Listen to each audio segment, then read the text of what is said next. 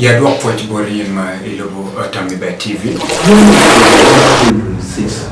That's been a talent. Vibez YouTube TV. To compare between leadership power opposition and the ruling party. Vibez TV. Yes, thank you so much. Welcome back to the channel Vibez YouTube TV, where we discuss a lot of things, political things, and things trending around the world. Today, welcome you guys to our program, Celebrity Vibe, where we bring you a celebrity, most especially artists and people that you love so much, influencer, TikTokers. And today I'm so glad near the way my food photo and you know kainen the way my food photo command ka no ki vibe and a lot of things. So tien atiko mera amit ana introducing and kekene bora yo bro tini yo atimo be afo yeah mani in kiloni ni ngani nya ke kuma keloni Willzy ninja one raga dance King Kong straight out of northern Uganda. Yeah you win kita ana waje kele Willzy ninja. So Willzy Julie matek total kwa mufo foyo winyulumo mamega. Yes. Chi ibino Vibez TV. Kanyi ti Vibez TV ma wa discussing jim mogo ma kwa career ma migi kingo mo inspiring in mubini career. So foyo total mi bino Willzy and mi winyulumo mamega. Yeah, and when I foyo mi luonga kanyi. Anko matika lokhene ibiloni os MG ki guess mamega matin TT Willzy. So bro wamita ko chako straight in kum nyiki kuma kiloni ngani Nyake kuma keloni oyet Wilberforce Sharif. Yeah. Oh Wilberforce. So Willzy ubiana ke kum Wilberforce. Yeah, kama no. Wow, that's great. In wini ke kuma chaka mameno Ayawe 2018. Maybe you know after 2018 fully, you know, when you are starting no Jimmy nepebero organized total no we food pretty stable, so Jimmy bero tak like remember ya what way 2020 mother no go bit. Okay. Yeah. So mano food pay cha what way no get no tiki twin year my 2018 mano be ichoy way mami no food paying all the studio ati No, I'm not bene but paying you no food luar money tie. Yeah, I'm not studio. I bena choy way aware buying you pano no.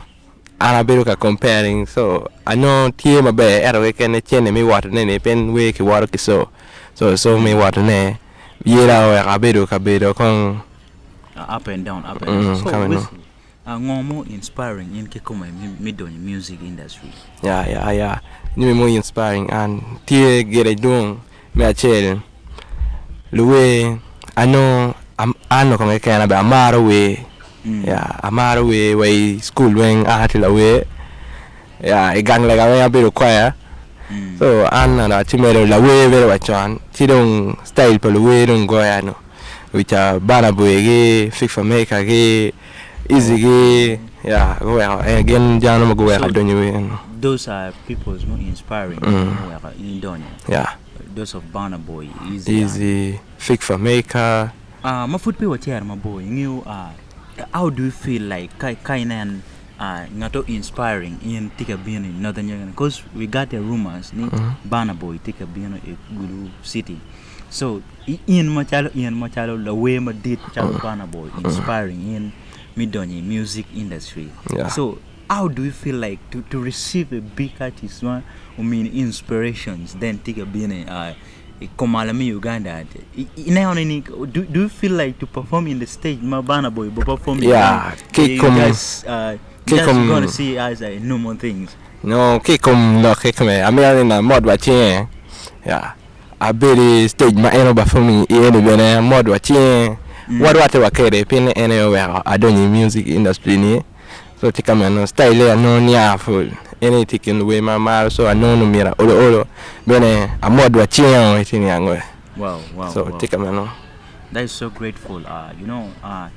Before we continue, there's a things actually officially confirmed Banabo is going to perform in Gulu City, and we're so glad about it.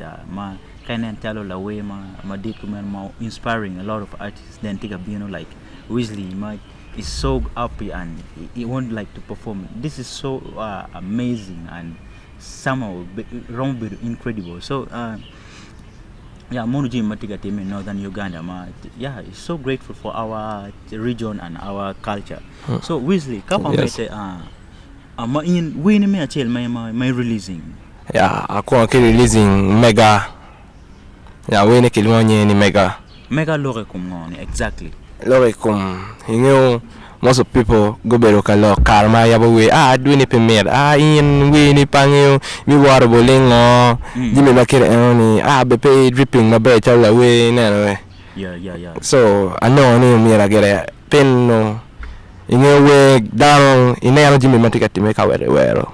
So I know we any karma down to lock it on well I know me I couldn't what mega yeah. So ingiyo ka chalo ititi mwe challenges berutie kankuja kiri ka kiribedi be weno at least di mabedo wachak konki challenges ngo mawe okele kuni ma challenges ngo ma music industry. Yeah, me achel I know lock na pol dano loke kuma tini angwe yeah ayabo we da tiago aduga go aruka chala go yeah maybe tianga achel ma don you stage dano poni ai kuma go kwera so ene Jimmy mano we pol eto ko nwa gi kenyo ne. So beside the challenges at least no Jimmy moguma pianengeo Jimmy wen teme ti bene beruti wa impact ngo ma we okele kuni ma chalo in Willzy. So we were down my pole gere gitika metro ne metro berolorema me achel kidong ni ma achel adonyi we stage down ma full so mi tunya yomi yebene kibana me ni umeteka me ono. Wow. So mono impact ma luwe gino itene na so beru be wakiracha wen. So kainen in the way money te wa ma put inen Jimmy take a word ma be pedi te chalo that is disadvantage ma migi no gar ma do migi so pay we ko ge kumeno you continue no pay no Willzy o mete so at least tika no benefit mo ko manok no pian amete tien ma foot pay o chair ma bo Willzy ingeo ge no kere watien we want to launch baby more way manyen ma in water. So before we launch the songs I want us to talk about briefly about the songs ke ngom ke come mo yo incho we ene kidong nying we ene ke koma nyema yo nying we ene ni kiloni mi dogi me dogi yo close your mouth come on no so you know no we incho me dogi me dogi obino come on ingo dano pol caro do ni pe no petika bino no come on in itika duga go when for still it duga go pengo we tika we kiti duga go ke ne kiti nan kere kon nowadays peda kinan kere no chani so we duga go nen ruki Jimmy ni dan maru lokire no ni